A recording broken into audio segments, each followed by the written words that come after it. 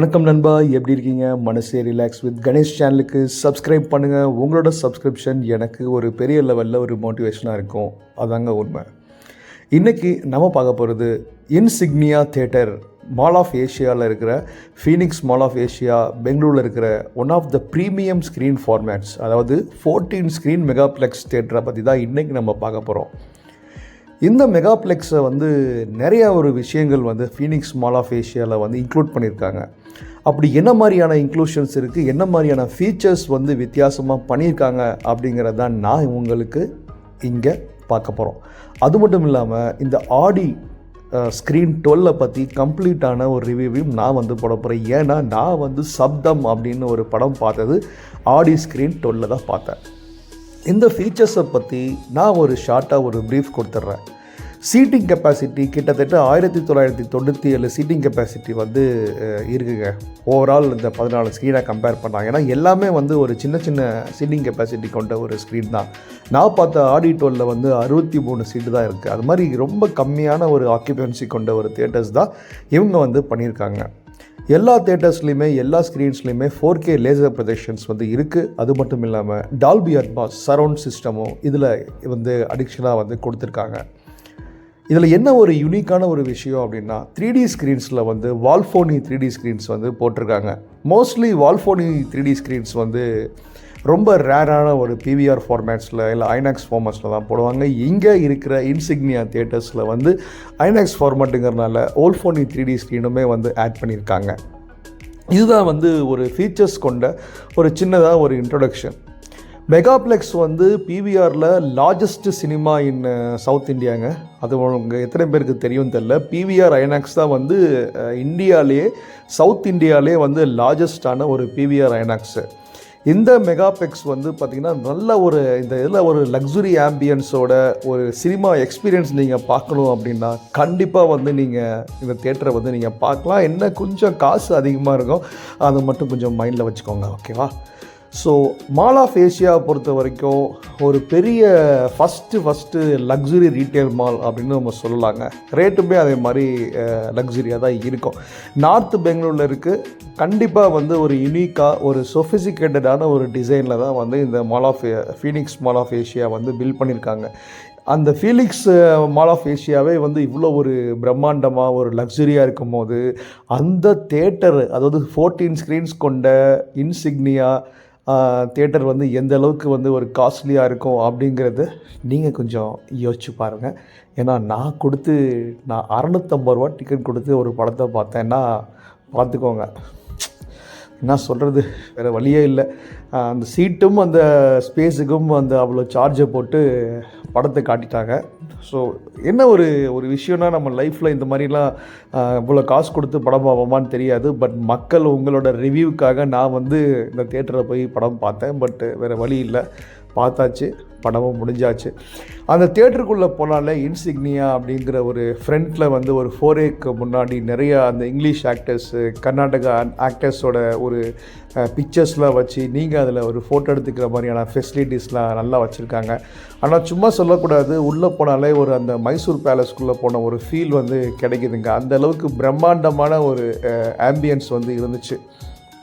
இப்போது நம்ம தேட்டருக்குள்ளே வந்தாச்சு. இதுதான் நான் சொன்ன ஆடி ஸ்க்ரீன் 12 அதோட சீட்டிங் ரிசம்பிளன்ஸுங்க. மோஸ்ட்லி கடைசி 4 ஸ்க்ரீன்ஸ் இது மாதிரி தான் இருக்குது. ஏன்னா நான் பிரேக் விட்டப்போ அப்படியே கேப்பில் ஓடி போய் பக்கத்து ஸ்க்ரீனையும் பார்த்துட்டு வந்தால் படம் ஓடிட்டு இருந்துச்சு. அதை அடித்து துரத்தி விட்டாங்க நம்மளை. ஸோ அதுலேயும் இதே மாதிரி தான் ஸ்க்ரீன் கெப்பாசிட்டி இருந்துச்சு. எல்லாமே 60லேருந்து 75 80 அதுக்குள்ளே தான் இருக்குங்க. ஸோ இதுதான் அந்த சீட்டிங் ஃபார்மேட்டோட ஒரு விஷயம். அதுலேயும் பார்த்திங்கன்னா என்ன ஒரு பெரிய கலாய்ச்சிட்டாங்க அப்படின்னா, மேலே ப்ரீமியம் சீட்டுன்னு சொல்லிட்டு ராயல் சீட்டுன்னு சொல்லிட்டு அதுக்கு ஒரு 100 ரூபா அதிகம், ப்ளஸ் பிளெயின் சீட்டு ப்ரைம் சீட்டுன்னு சொல்லிட்டு அதுக்கு 100 ரூபா கம்மியாக கொடுக்குறாங்க. அதுவே 700 ரூபா 600 ரூபா அப்படிங்கிற ஒரு டிஃப்ரென்ஸ் இருக்குது. 700 ரூபாவில் போய் உட்காந்து ஃபஸ்ட்டு பார்த்தேன். என்னடா அப்படி பெருசாக டிஃப்ரென்ஸாக இருக்குது அப்படின்னா, ஒன்றுமே இல்லை. நீங்கள் கடைசி ரோலேருந்து படத்தை பார்க்கலாம், கொஞ்சம் தூரமாக இருந்து படத்தை பார்க்கலாம். 2 சீட்டுக்கு முன்னாடி உட்காந்து படம் பார்த்திங்கனாலும் அந்த படம் தெரியும். பட்டு கொஞ்சம் ஆர்வம் கூட இல்லை, நீங்கள் ராயல் சீட்டில் போய் உட்காந்து பார்க்கணுன்னு புக் பண்ணிட்டு நம்மளை மாதிரி போனீங்க அப்படின்னா அடிச்சு கவுத்தி விட்டுருவாங்க. அதான் உண்மையான ஒரு மேட்ரு. என்ன ஒரு விஷயம் அப்படின்னா, ஒரு ராயலாக வந்து அப்படியே படுத்துட்டு படம் பார்க்குற மாதிரியான ஒரு ஃபீல் உங்களுக்கு வந்து வேணும் அப்படின்னா, இந்த மாதிரியான ஒரு காஸ்ட்லி தியேட்டரை நீங்கள் சஜஸ்ட் பண்ணுவேன். நான் வந்து ரொம்ப ஃபுட் ஸ்பேஸுமே வந்து ரொம்ப பிரம்மாண்டமாக பண்ணியிருக்காங்க. அதாவது இவ்வளோ பெரிய ஸ்க்ரீனில் அவங்க நினச்சிருந்தா 200 சீட்டுமே ஆக்குபென்சி சீட்டுமே பண்ணியிருக்கலாம். பட் அவங்க அதை பண்ணாமல் ஒரு லக்ஸுரியான ஒரு ஃபார்மேட்டாக இருக்கணும் அப்படிங்கிறதுக்காகவே ஒரு தரமான ஒரு சீட்டிங் கெப்பாசிட்டி கொண்டு ஒரு தரமான ஒரு லெதர் ஃபுட்டில் ஷூஸ் அந்த சீட்ஸ் வந்து ப்ரிப்பேர் பண்ணிவிட்டு எல்லாமே வேறு லெவலில் பண்ணியிருந்தாங்க அப்படின்னு தான் சொல்லாங்க. இதுதான் வந்து நம்ம பிவிஆர் ஐநாக்ஸ் ஆடி 12ஓட ஒரு என்ட்ரன்ஸு. இப்படி தான் அந்த என்ட்ரன்ஸோட அப்பியரன்ஸ் வந்து இருக்குங்க. ஸோ தேட்டரே வந்து அந்த லைட்டிங் ஃபெசிலிட்டியை பற்றி நான் சொல்லி ஆகணும். ஏன்னா அந்த க்ளூம் லைட் அப்படின்னு சொல்லிட்டு ஒரு டெக்னாலஜி இருக்குது. அந்த டெக்னாலஜி தான் வந்து இவங்க இம்ப்ளிமெண்ட் பண்ணியிருக்காங்க.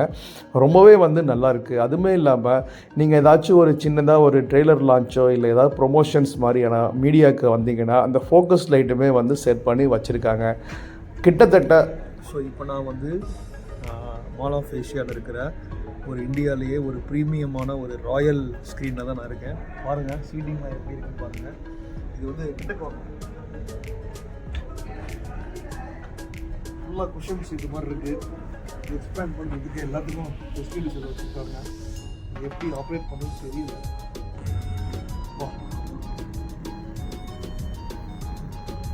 ஃபுல்லாக எக்ஸ்பேண்ட் பண்ணி நிறைய படுத்துகிட்டே பார்க்குற மாதிரி இருக்குது படம்.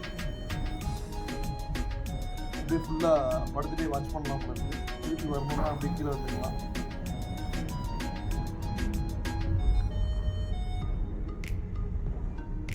அதே மாதிரி நம்ம எரெக்ட் பண்ணோம் அப்படின்னா அதுக்கு ஒரு பட்டன்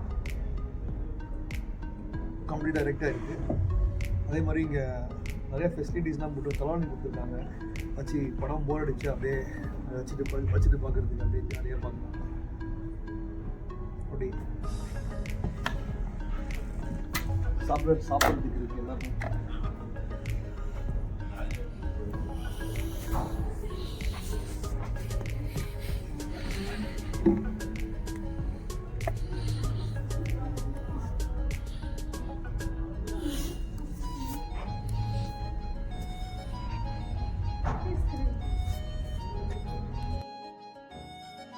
ஸோ நானும் ஒரு வழியாக தேட்டரை அலசி எடுத்து ஸ்பீக்கர்ஸு எல்லாத்த பற்றியும் ஃபீச்சர்ஸ் எல்லாமே நான் சொல்லிட்டேன். அதுக்கப்புறம் என்ன, படம் பார்க்குறதும் பார்க்காததும் உங்களோட விருப்பம் தான். கொஞ்சம் ஒரு லக்ஸுரி ஃபீலோடு நீங்கள் வந்து படம் பார்க்கணும் அப்படின்னு நினச்சிங்கன்னா இதை தேட்டரை வந்து நீங்கள் சூஸ் பண்ணி நீங்கள் படம் பார்க்கலாம். ஆனால் அந்த அமௌண்ட்டு கொடுத்த ஒர்த்து இருக்கா அப்படின்னு கேட்டிங்கன்னா கண்டிப்பாக இருக்குது அப்படின்னு தான் நான் சொல்லுவேன்.